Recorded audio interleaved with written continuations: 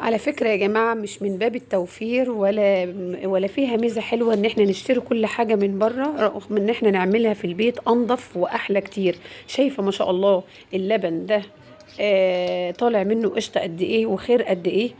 اللبن ده انت جايباه من عند لبان معروف، والله يبارك لأي حد بيسيب في اللبن الخير بتاعه كده. شايفة ما شاء الله الطبق القشطة ده قد ايه. بصي بقى، اللبن ده القشطه طبعا بندخلها في وصفات كتير وحاجات كتير، ما شاء الله، رغم اللي انا شلته وما زال اللبن فيه خير. اما تعملي شويه لبن زي دول، تعمليهم زبادي، تعمليهم معمر، تعملي اي حاجه، إيه، مش معجزه ولا حاجه صعبه ولا هو بهدله ليكي ولا اي حاجه، بالعكس. لبنك انت جبتيه هتغليه وبطريقه كويسه وفي اواني بتاعتك النظيفه، وهتعملي بطريقه بسيطه خالص، تعملي شويه زبادي في البيت، والله ما ياخدوا منك 5 دقايق بالظبط، وهيطلعوا احلى من بره مليون مره. بنستسهل احنا ونروح نجيب الحاجه، والحاجه بره الله يعافينا جميعا بقت مليانه بالامراض. فانتي اعملي حاجتك معظمها في البيت، اللي تقدري تعمليه في البيت ومش مكلفك حاجه اعمليه في البيت. شويه لبن هنجيبهم نغليهم على البوتاجاز ونسيبهم يبردوا. شوف، بالمناسبة مناعة الفوران دي، الناس اللي بيفور منها اللبن وعامل لها مشكلة، المناعة دي ب20 25 جنيه، موجودة في المحلات، هتلاقيها موجودة في التوحيد والنور، وموجودة في العتبة، وموجودة في المحلات اللي بتبيع الأواني، حلوة قوي وبتخلي اللبن يقعد يغلي معاكي شوية ومن غير ما يفور على البوتاجاز.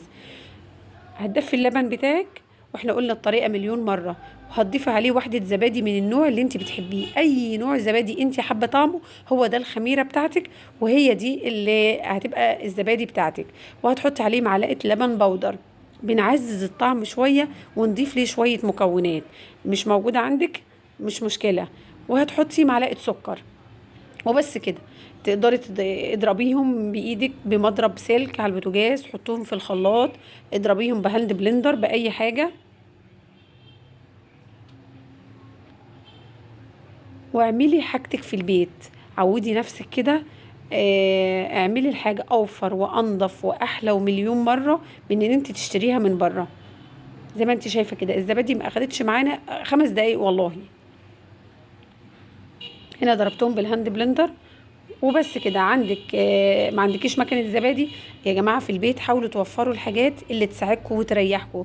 مكنه الزبادي ب 400 جنيه، ولا في شايفه عليها عروض ب 300 جنيه وحاجات، فتنفعك لو عندك اطفال محتاجين زبادي، عندك حد كبير عايز تدخلي زبادي في وصفات. علبه الزبادي دلوقتي بقت الواحده بعامله 13 جنيه و 15 جنيه، في حين كيلو اللبن كله على بعضه ب 32 جنيه، عامل لي حوالي زي ما انت شايفه كده ادي 8 علب زبادي، ده من كيلو اللبن. انا لله الحمد نادرا لما اشتري الزبادي من بره، لكن بعملها في البيت لانها مش مكلفاني اي حاجه، مفيش اي مجهود في الموضوع ولا اي افتكاسه. ما تكسليش واعملي حاجتك في البيت. يا رب تكون فكره الفيديو وصلت، وان عجبكم الفيديو ما تنسوش تعملوا لايك وشير وتدعموني ومشاركه حلوه كده للفيديو. ربنا يصلح حالكم جميعا، واشوفكم في فيديوهات تانية كتير، ومع مليون سلامه.